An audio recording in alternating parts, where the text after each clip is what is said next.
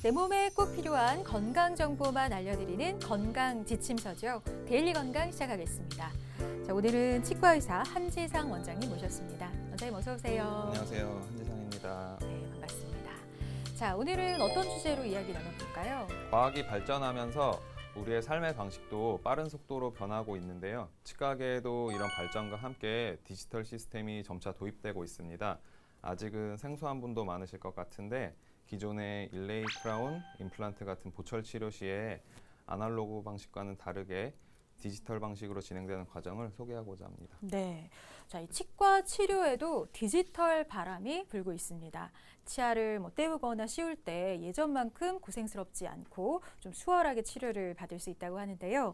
자, 디지털 치약이란 어떤 건지, 또 기존 치료와 비교했을 때 어떤 점이 다른지 오늘 자세하게 이야기 나눠보도록 하겠습니다. 자, 먼저 우리가 살아가는 데 있어서 치아 관리가 중요한 이유부터 좀 짚어볼까요, 선생님? 네, 치아는 입 안쪽에 위치해 있어서 신경을 쓰지 않으면 관리에 소홀해지기 쉬운데요. 네. 치아가 손상되고 난 후에는 재생되지 않고 치료를 통해 개선하는 방법밖에 없기 때문에 평소에 치아 건강을 잘 지켜야 합니다. 네. 또 구강은 전신 건강에도 영향을 미치기 때문에 이제 음식을 제일 먼저 섭취하는 구강이 건강하지 못하면 삶의 질도 떨어지게 되고 먹을 수 있는 음식도 줄어들고 뿐만 아니라 이제 구강 건강이 우리 이제 당뇨나 심장 질환 같은 전신 질환하고도 연관이 되기 때문에 관리하는 것이 중요합니다. 네. 근데 그 손상되거나 손실된 치아를 치료하지 않고 그대로 방치했을 경우 어떤 문제점들이 생길 수 있는지 좀 더 자세하게 이야기를 나눠볼까요? 네. 이를 치료하지 않고 상실된 상태로 오래 방치했을 경우에는 인접 치아들이 이렇게 쓰러지고 대합치는 정출되면서 전체적으로 이제 치열이 무너질 수 있고요. 저작 기능 저하로 인해서 소화 장애나 위장 장애 발생률이 증가할 수 있습니다. 또 치아가 상실되면 잇몸뼈, 그러니까 즉 치조골의 흡수 속도가 증가하는데요. 우리가 원래는 나이가 들면서 자연적으로 치조골이 조금씩 흡수되는데 치아가 없는 상태에서는 훨씬 빠른 속도로 흡수되기 때문에 오랜 시간 상실된 채로 방치를 하면 임플란트를 심기도 힘든 상황이 생깁니다. 임플란트를 심을 때 충분한 치조골이 있어야지 이제 올바르게 심을 수 있는데 이미 치조골이 없으면은 심을 공간도 없고 고리식이 필요하기도 하고 치료 시간도 매우 길어지고 또 심한 경우는 고리식조차 힘든 상황이 생기거든요. 그래서 치아가 상실된 후 오래 방치한 경우 외에도 틀니를 오래 사용하거나 치주 질환이나 선천적인 원인 등으로 인해서 치조골이 부족한 경우에도 비슷한 상황이 벌어집니다. 네, 정말 다양한 문제를 야기할 수 있는 걸로 보이는데요. 자, 그렇다면 이 그러니까 치아가 손상되는 원인도 좀 다양할 것 같아요. 어떤 이유로들 치과를 많이 찾으시나요? 아무래도 충치가 대부분의 이유이고 그 외에도 물리적인 외상이나 강한 교합력, 단단한 음식으로 인한 치아의 파절, 치주 질환으로 인해서 치아가 자연적으로 이렇게 발거가 되거나 아니면 발거가 필요한 상태 등 여러 가지가 있습니다. 네. 근데 보통 우리 뼈나 피부는 손상을 입으면 자연스럽게 재생되거나 치유가 되는데 치아는 그렇지가 않다는 거잖아요. 자, 그렇다면 치아가 손상됐을 때 어떻게 기능을 좀 살릴 수가 있을까요? 우리 치아는 구조적인 파괴가 없이 탈해만 일어났을 때는 재광화를 통해서 회복이 되지만 이제 사진에서처럼 치아가 아예 구조적으로 파괴가 되면 다시 재생되지가 않습니다. 네. 따라서 이제 그런 부위는 아말감이나 레진 같은 재료로 수복을 하거나 아니면 일레이 크라운 임플란트 같은 보철적인 방법으로 치료를 해야 하고요. 치료 방법은 치아의 손상 정도에 따라서 달라집니다. 그렇군요. 자, 그럼 앞서 말씀해 주셨지만 치과에 오는 가장 흔한 원인이죠. 치아에 충치가 생겼을 때 어떤 치료를 받아야 할까요? 이제 보통 충치가 생기면 충치가 생긴 범위만큼 이를 삭제를 하고 새로운 재료로 채워져야 되는데 범위가 작은 경우는 레진 같은 재료로 직접 수복을 할 수가 있고요. 네. 범위가 크거나 위치가 좋지 않으면 크라운 일레이 같은 보철 치료를 하는데 보시면 이제 제일 위에 왼쪽에 이제 충치가 있고 충치를 제거한 뒤 레진으로 수복한 모습이고요. 왼쪽 아래는 일레이, 오른쪽 아래는 크라운을 나타내주고 있습니다. 네, 말씀하신 것처럼 보철 치료는 대부분 충치 치료를 위해서 시행이 된다고 생각을 하는데요. 근데 충치 이외에도 보철 치료를 하는 경우가 있다고요? 네, 충치 외에도 치아가 파절된 경우나 상실된 경우, 심미적인 개선을 위한 경우나 기능적인 개선을 위해서 치료를 요하는 경우 등 이제 여러 가지 경우가 있습니다. 네. 근데 보철 치료에 쓰이는 재료도 굉장히 여러 가지 있는 걸로 알고 있는데 어떤 재료들이 주로 쓰일까요? 보철 재료는 이제 굉장히 다양한데요. 우선 제일 왼쪽에 보시는 게 흔히 말씀하시는 금리. 네. 네. 그래서 실제로는 순금은 아니고요. 우리가 이제 순금은 한 번씩 보시면은 운동 선수들이 이제 금메달 따시면 막 이렇게 깨물어 보시잖아요. 네네. 그게 이제 순금인 경우에는 이로 깨물었을 때 이제 찌그러질 수 있기 때문에 확인한다는 의미에서 뭐 이렇게 하는 게 있는데 그거를 이제 치아에다 사용을 하면 우리가 씹는 힘에 자꾸 변형이 되기 때문에 실제로 순금을 써서는 안 되고요. 이제 금, 화금 다른 것과 섞어서 좀 더 강도를 부과해서 사용을 하게 되고 그다음 이제 두 번째 사진은 이제 PFM이라고 해서 포세린 퓨스트 투 메탈의 약자인데 안에는 금속인데 바깥에는 도제를 입혀서 심미적인 것도 부여하고 강도도 부여를 하고 뭐 그런 재료가 있고요. 그다음 마지막은 이제 금속을 사용하지 않는 치아색만 나는 이제 지르코니아라는 다결성 도제인데 최근에 많이 사용하고 있습니다. 그렇군요. 자, 근데 치아 중에 앞니는 외부에서 볼 때 눈에 가장 잘 띄는 치아다 보니까 그러니까 사람의 인상을 결정하는 중요한 역할을 하잖아요. 그래서 심미적인 부분을 좀 무시할 수가 없을 텐데요. 자, 그렇다면 보통 앞니는 어떤 보철 재료를 사용하게 될까요? 아무래도 앞니는 심미적인 부분이 중요하기 때문에 금, 합금 같이 저렇게 색상이 치아 색상이 나지 않는 건 사용하기 네. 어렵고요. 뭐 PFM이나 지르코니아 아니면 올세라믹 이런 치아색 나는 재료들을 사용합니다. 자, 그때는 치아 색뿐만 아니라 투명도 등도 좀 다 결정을 할 수 있는 건가요? 네, 치아는 한 가지 색이 아니고 치아 끝은 유리같이 투명하고 하얀 반면에 잇몸 쪽으로 갈수록 이렇게 노란색을 띠기 때문에 또 사람마다 치아 색도 다르고 투명도도 달라서 그거에 맞춰서 이제 재료를 사용합니다. 그럼 한 가지만 더 여쭤볼게요. 강도면은 어떨까요?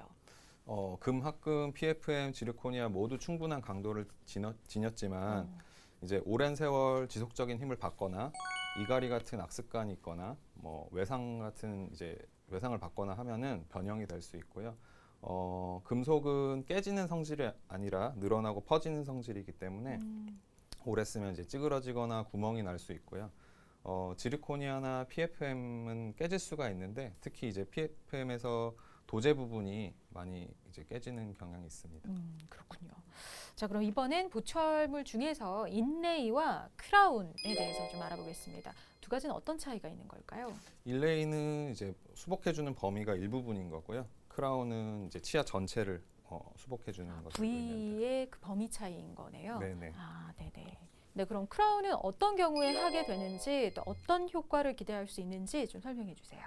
치아가 이제 심한 우식이 있거나 변색, 형태 이상, 파절로 인한 손실이 직접 수복이나 일레이와 같은 치료로는 해결하기 어려울 정도로 범위가 클 때, 그 다음에 신경치료를 했을 경우에, 그리고 치아에 손상은 없지만 교합을 바꿔야 하는 경우에도 의도적으로 하기도 합니다. 네, 그러니까 굉장히 다양한 상황에 다양한 재료들이 사용되는 걸 알 수 있었는데요. 자, 근데 요즘 물성도 좋아지고 재료들도 많이 발달을 하면서 치과 치료 한 번 받고 나면 끝이지라고 생각하시는 분들도 많이 있는데요. 근데 사실 이런 보철도 수명이 있지 않나요, 선생님? 네, 맞습니다. 이제 아무리 좋은 보철물이라도 수명은 존재하기 마련인데 환자분의 구강 관리나 저작 습관 이런 많은 변수가 있어서 개인마다 또 각 개인의 개별 치아마다 많은 차이는 있어서 일반화하기는 어려운데 평균적으로 8에서 10년 정도를 보고 있습니다. 네. 그래서 지나치게 보철물을 오랜 시간 사용하면 내부에 충치가 많아서 많이 이제 진행이 돼서 파절이 일어나는 경우들이 있는데요. 이제 보시면 이제 보철물을 하신 지 오래 지났지만 겉으로 보기에는 아무렇지 않은데 이게 제거해 보면 왼쪽 아래 사진 같이 치아가 다 썩고 부러져 있는 경우를 볼 수 있습니다. 이렇게 오래되면은 이제 발치까지 가는 경우도 있고 하니까요. 근데 막상 환자분들은 이제 잘 모르세요. 증상이 별로 없으신 경우도 많아서 네. 주기적으로 관리를 하시는 게 좋겠습니다. 네, 정말 관리에 따라서 이 보철물의 수명도 달라진다고 하니까요. 관리의 중요성 다시 한번 기억해 주시면 좋겠습니다. 자, 근데 치아가 상했을 때 여러 가지 재료를 사용해서 치아 기능을 회복하는 이 보철 치료의 기술도 점점 좀 발달하고 있다고 하는데요. 예전에는 보철 치료하려고 하면 치아 본뜨기부터 시작해서 굉장히 다양한 과정을 거쳐야 했는데 요즘은 좀 새로운 방법이 있다고 들었어요, 선생님. 네, 이제 기본적으로 이제 치아나 뭐 임플란트에 보철물을 적용하려면 각각에 맞는 치아 모양을 만들기 위해서는 인상 체득, 그러니까 즉 이제 본뜨기 과정이 필요한데 기존의 방식은 이렇게 뭐 알지네이트나 실리콘 인상제 이런 거를 이제 떠서 네, 맞아요. 환자 입안에 집어넣고 굳을 때까지 일정 시간이 기다리고 그걸 뺀 다음에 그 체득한 인상체에 석고를 붓고 그래서 얻은 석고 모델을 이용해서 보철물을 만들고는 했는데 네.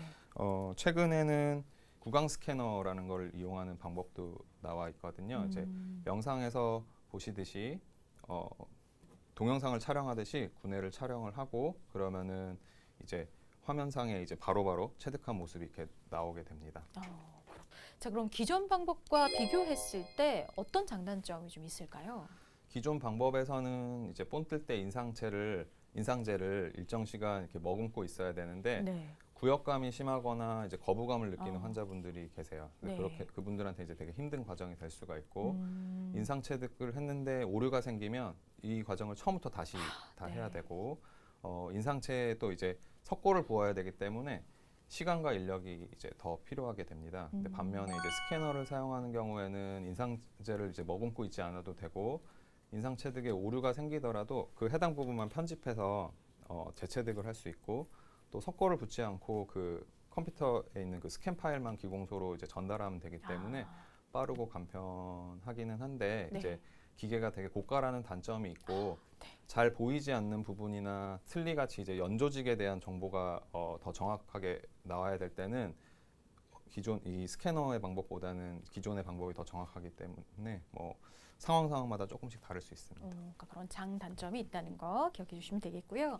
자, 근데 최근에는 이렇게 환자들의 불편감을 줄여주는 여러 가지 기술들이 좀 나오고 있다고 하죠. 네, 디지털 치의학이 기존에 직접 사람의 손으로 하던 작업 대신에 기계를 이용해서 인상을 체득하고 전용 소프트웨어로 보철물을 디자인하고 또 이제 정밀 기계 가공으로 제작하는 것을 포함하고 있는데 이 과정을 위해서는 구강 스캐너, 디자인 프로그램, 밀링 머신 그리고 이제 3D 프린터 이런 것들이 필요하게 됩니다. 네, 뭐 디자인 프로그램, 밀링 머신, 3D 프린터 뭐 이렇게 여러 가지 기기들이 사용이 되는데 이런 기기들 각각 어떻게 사용이 되는지 좀 설명을 해주시죠. 디자인 프로그램은 보시는 것처럼 스캔한 데이터를 기반으로 보철물을 이제 디자인을 할 수가 있고요. 디자인을 마치면 디자인된 파일을 3D 프린터나 이제 밀링 머신으로 이동시켜서 보철물을 이제 만들게 됩니다. 지금 보시는 화면은 3D 프린터에서 임시 치아를 이제 만든 모습이고요. 그 다음 영상은 이제 밀링 머신에서 이제 보철물을 깎고 있는 모습입니다. 그렇군요. 자, 최근 들어서 디지털 기술이 보편화되고 또 치과계에도 이런 디지털 기술들이 많이 접목되고 있는 것 같은데요. 자, 환자와의 첫 만남부터 뭐 치료 계획을 세우는 그 단계까지 디지털 기술들이 여러 방면에서 좀 활용이 될 수 있을 것 같아요. 네, 맞습니다. 우선 환자분이 처음 내원하셨을 때 모습이 치료를 진행하면서 이제 달라질 수가 있는데요. 처음 내원했을 때는 환자에 대한 정보가 있었지만 시간이 지나면서 이게 소실되는 경우가 있어요. 예를 들어서 기존 치아에 의한 이제 우리 환자의 이제 수직 고경이라고 하는 거는 간단하게 이제 위턱과 아래턱 간의 이제 거리라고 생각하시면 되는데요. 네네. 치료가 진행돼서 이제 치아를 발치하게 되면 이 높이가 이제 정보가 소실이 됩니다. 근데 하지만 구강 스캐너로 기존에 처음에 오셨을 때 스캔을 해두면 추후에 발치를 하더라도 기존 높이에 대한 정보가 컴퓨터상에 있기 때문에 그대로 활용할 수 있고요.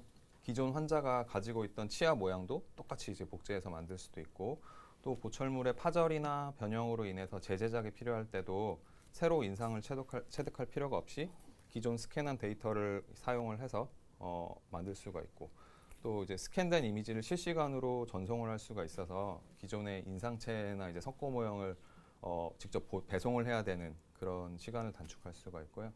전송된 데이터를 통해서 컴퓨터 화면상에서 기공사와 이제 상담을 서로 하면서 보철물을 조정할 수 있기 때문에 질적인 향상을 가져올 수 있습니다. 그렇군요. 자, 말씀 들어보니까 디지털 기술이 접목이 되면서 치과 치료가 두루 좀 편리해졌다라는 생각이 드는데요. 자, 근데 치과가 이렇게 디지털화 되는 것뿐만 아니라 뭐 보철물을 제작하는 기공소 역시 좀 디지털화 돼야 하는 거 아닐까요, 선생님? 네, 맞습니다. 기공소는 사실 치과보다 먼저 디지털화가 되어 있었는데요. 우리 아까 보여드렸던 지르코니아라는 그 재료로 만든 보철물은 그걸 만들기 위해서는 디자인 프로그램과 밀링 머신을 사용할 수밖에 없습니다. 그래서 석고 모델을 만들어서 진행을 한다고 하더라도 모델 스캐너라고 해서 이제 영상에서 보시는 것처럼 석고 모델을 직접 이제 모델 스캐너가 스캔을 하면 그 화면이 이제 나오고 그거를 통해서 이제 지르코니아 디자인을 했었기 때문에 기공소는 치과보다 먼저 디지털화가 되어 있었습니다. 그렇군요. 자, 점점 많은 기술과 과정들이 디지털화되고 있는 것 같은데요. 자, 근데 이런 디지털 보철 치료가 모든 환자에게 다 적용을 할 수 있는 건가요? 그렇지는 않습니다. 이제 디지털이라고 해서 반드시 전통적인 방식을 다 커버할 수 있는 것은 아니고요. 네. 각각의 장단점이 있고 작업의 용이성이나 최종 보철물의 퀄리티, 정확성, 경제적인 부분 그리고 이런 것들을 다 고려를 해서 어떤 방식을 할지 정해야 되고요. 아직은 아날로그가 이제 더 디지털보다 더 강세인 부분도 많습니다. 어떤 부분이 그럴까요? 아날로그가 좀 강세인 부분. 스캐너가 스캔할 수 없는 깊고 좁은 부위 같은 경우는 기존의 인상 방식이 더 정확할 수 있습니다. 이제 기존의 방식이 부정확한 것은 아니기 때문에 꼭 디지털 시스템을 이용해야 하는 것도 아니고 또 틀니를 만드는 경우에는 연조직에 대한 정보를 잘 전달을 해야 되는데 이 부분은 구강 스캐너가 아직은 좀 더 부정확해서 그리고 이제 보철물을 제작할 시에 기공사의 신미함과 수작업이 더 퀄리티 있는 경우도 많기 때문에 여러 가지 상황을 고려했을 때 아직은 디지털이 아날로그를 다 대체할 수는 없을 것으로 생각됩니다. 네. 자, 환자 맞춤형 솔루션을 제공할 수 있는 디지털 보철 치료에 대해서 알아보고 있습니다. 자, 그렇다면 이 디지털 보철 치료 어디까지 가능할까요?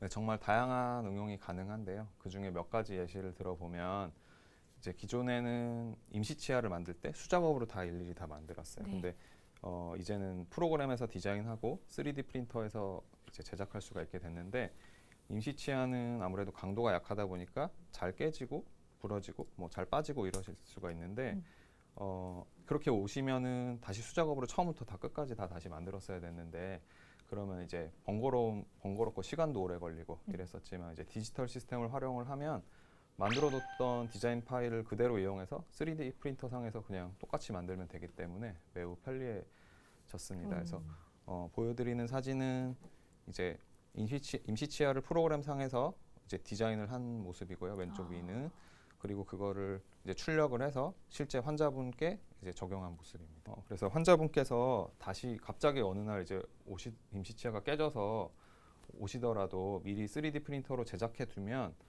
저 많은 임시 치아를 손으로 오랜 시간 재제작할 필요도 없고 시간도 절약되고 환자분도 편리하고 그다음에 또 최근 들어서는 이제 임플란트 보철의 새로운 시스템도 나오고 있는데요. 네. 기존에 이용하던 방법 중에 위에는 이제 스크류를 이용해서 보철물을 유지하던 방식이었는데 이것의 단점 같은 경우는 지르코니아 보철을 적용하기가 조금 어려웠고 임플란트 2개 이상을 이제 보철물을 적용할 때는 임플란트 2개의 그 패스가 조금만 안 맞아도 이제 체결이 잘 안 되는 단점이 있었고요. 아래는 이제 시멘트를 이용해서 유지를 하는 형태인데 이제 시멘트를 사용하면 시멘트를 제거해야 되는 번거로움이 있고 사후에 이제 유지 관리를 할 때 또 이거를 제거하기가 또 어려워서 그런 단점들이 있었지만 최근에는 이제 또 새로운 방식이 나온 거가 이제 지르코니아 내부를 디지털 시스템을 이용해서 잘 깎고 그래서 지르코니아 내부와 임플란트 상부에 특정 부품을 이용을 해서 시멘트는 사용하지 않고 나사로 또 이제 임플란트 2개 이상을 적절히 연결할 수 있게 만드는 시스템도 나오고 있는데 물론 이 방식이 정답은 아니고요. 모든 임상 상황을 또 적용할 수는 없지만 앞으로 디지털의 발달과 함께 새로운 치료법들이 개발될 것으로 이제 기대된다는 점에서 의의를 들 수 있을 것 같습니다. 네, 정말 다양한 활용이 가능한 걸로 보이는데요. 자, 또 그 임플란트를 수술할 때 어디에 심을지 어떻게 심을지 고민을 하게 되잖아요. 아무래도 턱뼈 안은 보이지가 않고 그 보이지 않는 그 턱뼈 안에 임플란트를 식립하다 보니까 여러 가지 고려할 점도 많은 걸로 알고 있는데요. 자, 이런 부분에 디지털 기술을 좀 빌리면 정확도를 좀 높일 수 있지 않을까라는 생각 드는데 어떨까요? 네, 우선 이제 CBCT를 이용해서 입체적이고 해부학적인 상태를 확인할 수가 있는데 여기에 이제 아까 보셨던 구강 스캔 데이터를 활용을 하면 임플란트 수술 가이드를 만들 수가 있는데요. 이를 활용하면 좀 더 정확한 수술을 할 수가 있습니다. 네, 그럼 그 자세한 방법 좀 알아보겠습니다. 임플란트 수술 가이드 보통 어떻게 진행이 되는 건가요? 이제 CT 데이터하고 구강 스캔 데이터를 활용해서 컴퓨터상에서 임플란트 위치를 결정하는데 이제 영상에서 보시는 거는 실제 이제 임플란트 위치를 결정하고 있는 모습이고요. 네. 그 다음에 이제 가이드라고 부르는 장치를 디자인을 다 하면 3D 프린터를 이용해서 이제 만들게 됩니다. 이제 수술실을 활용하는 건데 왼쪽 사진은 이제 가이드를 프로그램상에서 다 완성한 사진이고요. 그걸 실제 출력한 모습이 오른쪽입니다. 잠깐 가이드 수술에 대해서 설명을 해주셨는데요. 근데 많은 분들이 내비게이션 수술이란 용어로 많이들 알고 계신 것 같아요. 자, 이 내비게이션 수술, 가이드 수술은 그 시술자의 임상이나 임상 경험이나 뭐 실력에 좌지우지되지 않고 좀 항상 일정한 수술을 만들어낼 수 있다고 하던데 맞습니까? 차를 타고 이동을 할 때 원하는 목적지에 갈 수 있도록 안내하는 내비게이션이 있는 것처럼 임플란트를 식립할 위치를 안내해주는 장치라고 생각하시면 되는데요.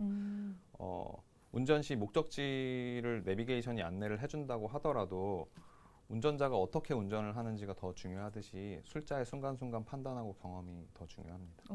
자, 근데 이 모든 게 또 디지털이라고 해서 다 저절로 자동으로 수술이 된다 이런 의미는 아닌 거죠? 네, 말 그대로 내비게이션의 역할이기 때문에 도움만 얻는다는 의미로 생각하시면 될 것 같고요. 실제 수술 시 환자의 구강 내 상태가 CT 데이터랑 다른 경우도 있고 가이드를 적용하기 힘든 경우도 있기 때문에 수술하는 의료인의 판단이 더 중요합니다. 네. 또 궁금한 게 틀니는 이 치아 틀을 만들어서 잇몸 위에 올리는 거잖아요. 근데 이런 틀니 같은 경우에도 디지털 기술을 좀 접목할 수 있을까요? 네, 이제 틀니는 구강 스캐너로 이제 구내를 스캔해서 만들기에는 정보를 정확하게 전달하기는 어려워서 아직 아날로그 방식이 선호되기는 하는데 응용은 할 수 있습니다. 이제 아날로그 방식으로 인상을 체득을 해서 그 인상체 또는 이제 거기에 이제 석고를 부어서 석고 모델을 자체를 스캔을 해서 컴퓨터 프로그램 상에서 틀니를 디자인을 하고 3D 프린터로 출력하는 방식으로 응용할 수가 있는데요. 그렇게 되면 기존 틀니를 이제 환자분이 부러뜨리거나 잃어버리셔도 같은 데이터를 이용해서 다시 재제작을 할 수 있기 때문에 뭐 좋은 방법이 될 수는 있지만 아직은 시도 단계라서 보편적인 방식은 아니고요. 앞으로 기술이 더 좋아지면 언젠가는 대체되지 않을까 예측하고 있습니다. 네. 자, 진단부터 시술까지 디지털 기술과 만난 보철 치료에 대해서 알아봤는데요. 자, 지금 방송 보고 계신 분들 중에서도 치과 치료 계획하고 계시는 분들도 많이 계실 겁니다. 치료하기 전에 꼭 알아둬야 할 주의사항 있으면 마지막으로 좀 짚어주시죠. 네, 이제 첫째로는 당연히 어떤 방식을 사용하느냐보다는 치료하는 의료인의 역할이 더 중요하겠죠. 네. 그래서 제가 오늘 치과에서 활용하는 디지털 시스템을 간략히 소개해드리긴 했지만 디지털 치료가 모든 것을 완성할 수는 없거든요. 그래서 전통적인 방식을 대체하지 못하는 부분도 있기 때문에 모든 걸 디지털로 할 수 있다고 생각하시면 안 되고 의료인은 환자가 질병이 낫도록 도와주는 사람일 뿐이고 결국 치료가 되는 주체는 환자 본인의 몸이기 때문에 네. 아무래도 제일 중요한 것은 환자분들 스스로 평소에 잘 관리하시고 건강을 지키기 위해 노력하시는 게 구강 건강뿐만 아니라 전신 건강을 지키는 지름길이라고 생각합니다. 네. 자, 디지털 기술과 만나서 점점 진화하고 있는 치과 보철 치료에 대해서 오늘 자세하게 알아봤습니다. 데일리 건강 오늘 여기까지고요. 도움 말씀 주신 한지상 원장님 고맙습니다. 네, 감사합니다.